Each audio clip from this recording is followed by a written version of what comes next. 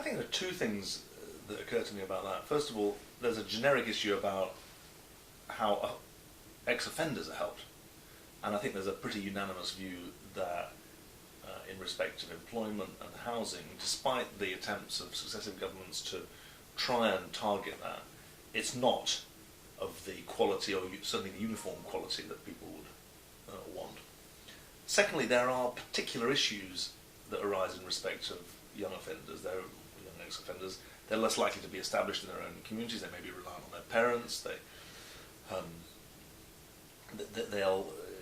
They'll have fewer of the networks and routes. Now, in some ways, that may be an advantage, because they're not going to go back into some of the networks that have got them into trouble in the first place.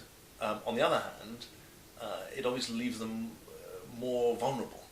And I think that from the limited experience I've had in my constituency, one has a sense that the fear amongst the general public, the fear amongst employers is almost extra high among young offenders than it is for offenders in general. So I think there's still a way to go before anyone could confidently say that there is appropriate provision.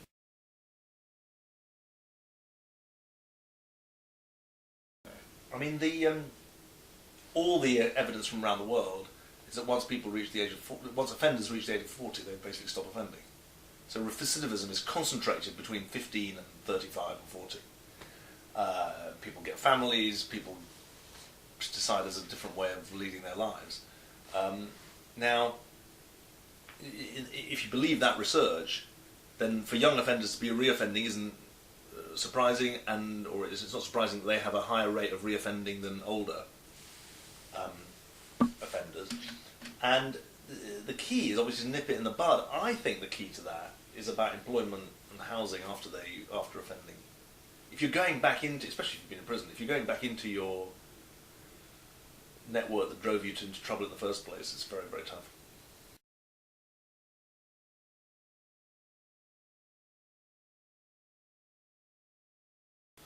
I think that it's interesting to hear the emphasis on mental health. I would pick out mental health and obviously drug and alcohol abuse as being two absolutely key drivers.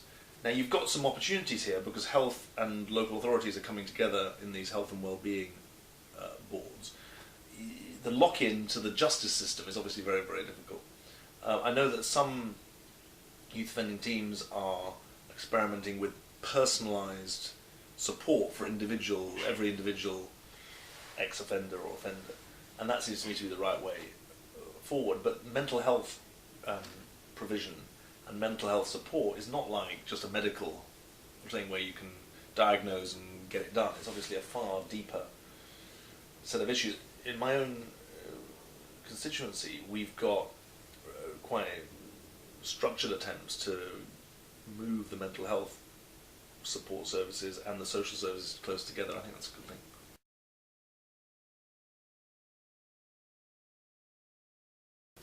Well, it's like the argument that, does prison work? I mean, it depends on the individual. And I think you've got to look at it from the other end.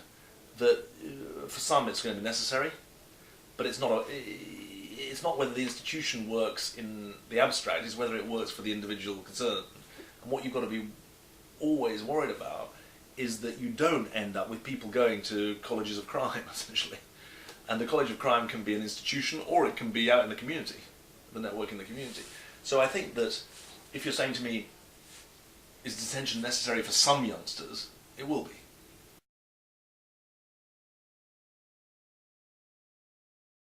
Well, I think that there are real concerns about this Troubled Families project, which people like Jonathan Portes have highlighted.